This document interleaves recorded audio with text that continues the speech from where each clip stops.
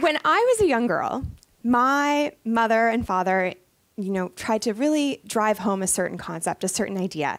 They spent a lot of time doing it. They talked to me about different ways in which I can approach this. They encouraged me when I tried it out, and they, picked me up and dusted me off when things didn't quite go the way I planned. Your parents may have done it too. They may have taken the time to really drive home this idea. When I was a young girl, my parents told me I could be whoever I wanted to be when I grew up. And I believed them. Now, I've come to a point in my life where I've realized that's a lot more complicated than it seems. It's not something really simple. It's not an easy question to ask. And I'm actually juggling these multiple identities. The reality is that all of these identities, all of these things, all of these ways in which I describe myself all come with all of these values and expectations. And there's this anticipation that I'm going to fall in line with certain ideas, ideals, all of these things that many women and other people face. And so it's a lot more complicated to answer the question, who are you? Now, if we were playing some sort of awkward get-to-know-you game, I could really easily say a whole lot of things about myself. So, hi, my name is Andrea. I am really interested in gender issues. I coordinate mentorship programming. I'm married. I have 2 kids. I drink a lot of coffee. I'm a particularly nervous public speaker. I really enjoy running, although I run very slowly, and I can't stay away from cheese popcorn. So there's a lot of things that I can say about myself and describe myself different ways, but it doesn't really answer the question, who are you?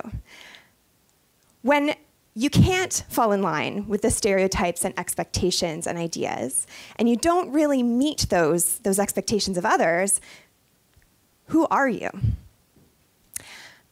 When I talk about being a feminist, often the next question that people have for me is, what kind of feminist are you? What kind of feminism do you prescribe to? And I have no idea. I don't know. I can't pick one. I can't pick a set of ideas or values when I talk about being a feminist. I have no idea.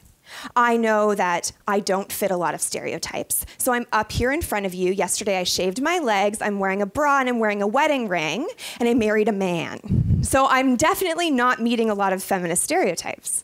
But I have really strong ideas about gender equality. I am really passionate about sexual and reproductive health and the choices that people have over their own bodies. I am really interested in finding out how we can resolve daycare issues and childcare issues in our country. I have really strong feminist ideas, but I can't tell you what kind of feminism I prescribe to. No idea. And the same goes for stereotypes around being a mother and being a wife. So I am a mother. I have 2 kids. They're awesome and challenging at the same time. I am a mother. But I don't feel like I fit the stereotype. I think I am too selfish to be a mother, at least the stereotype of one. I love my kids, and I hated maternity leave. I love my children, and I cannot imagine having another one, and not because I don't feel like I'd have room in my heart to love another child, but rather because it would interrupt my career path. I would have to give up my body again, and I would interrupt any kind of self-development and forward momentum I would have. It would change what I'm planning for my life. I am too selfish to use that stereotype of mother. And then there's the word wife.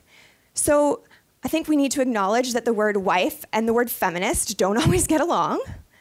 But I do a lot of wifely things. I love to feed people. I decorate cakes. I hand make birthday decorations. And I own a lot of aprons. So I'm fitting a lot of these wifely stereotypes, and yet the word wife makes my skin crawl. It makes me so uncomfortable to be called a wife. So I've already kind of said I can't figure out the answer to the question, who are you? And let's say you can. Maybe you can pick an identity and pick a definition of what that means. And then we're faced with all of these mixed messaging as to whether or not we're getting it right.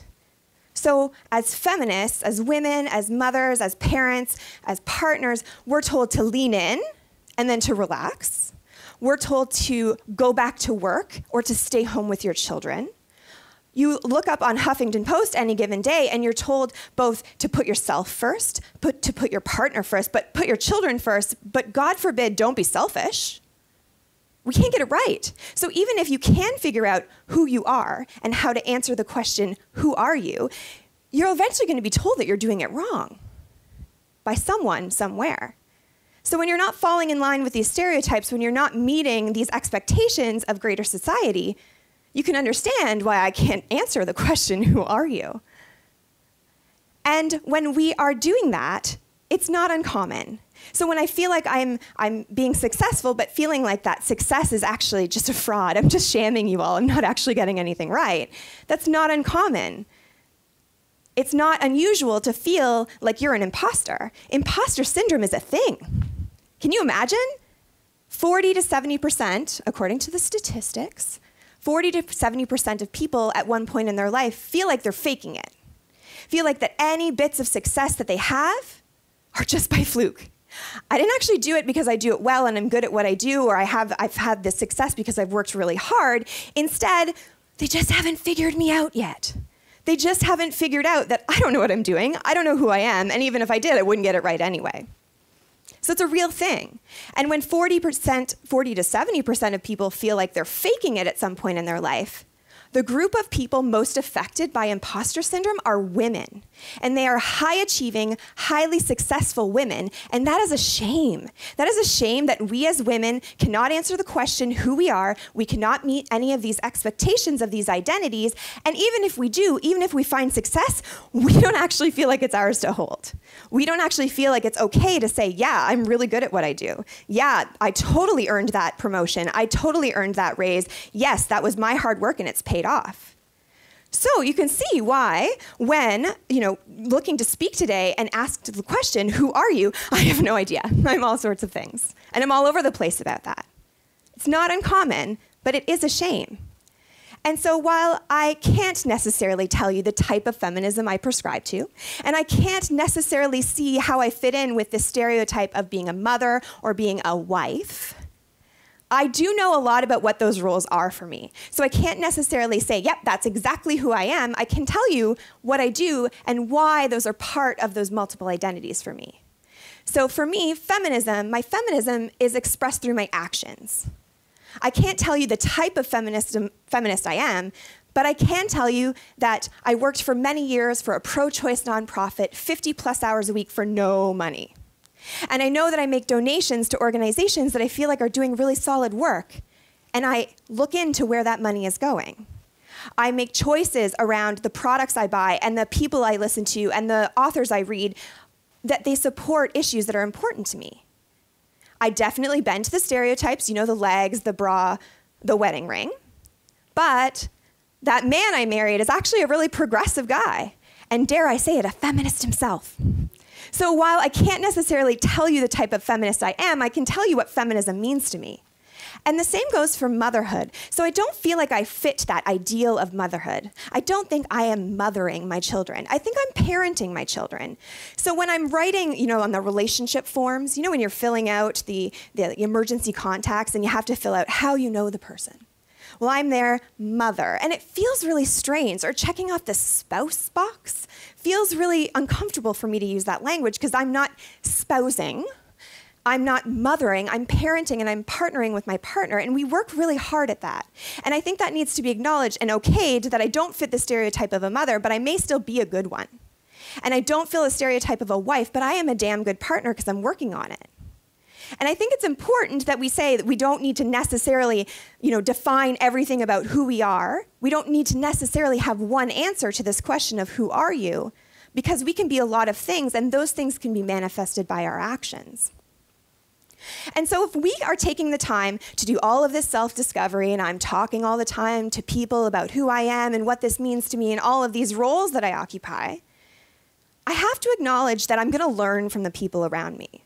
That there's people around me on this earth, in my community, in my social circles, that are going to give me great wisdom. And they're going to provide me with opportunities to challenge myself in all of my identities. So I have people in my life who I learn from as a feminist, as an activist, as a partner, as a friend, and as a parent. And all of the other things I might package in that self-identity. So I'm learning from people. And I think we need to acknowledge that these people around us are, in fact, mentors.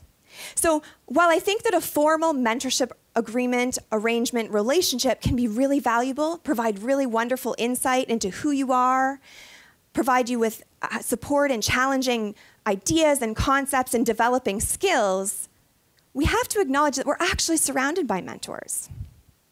So back when I was working at that nonprofit, I had a mentor, and she's still a mentor to me. And I was getting really burnt out. I was exhausted. I was feeling really guilty about letting the cause down, and I was really concerned about making the change in my life in terms of my work life. And I met with that mentor. I sat down with her and I had coffee, and I poured all of these fears, all of these challenges, all of these anxieties out to her, and I said, "You are a mentor to me. I really, really appreciate your point of view. I think you challenge me. Tell me what you think. Tell me what you would do. What are your ideas? What's your advice?" And she turned to me and said, "Well, I don't have it figured out.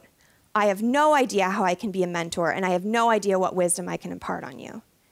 And I think that's a shame, because I saw more in her than necessarily she was seeing in herself at that moment. She couldn't acknowledge that even though she was a work in progress, that she was also a mentor, that she did not have it figured out, but she was a mentor to me. She meant a lot to me.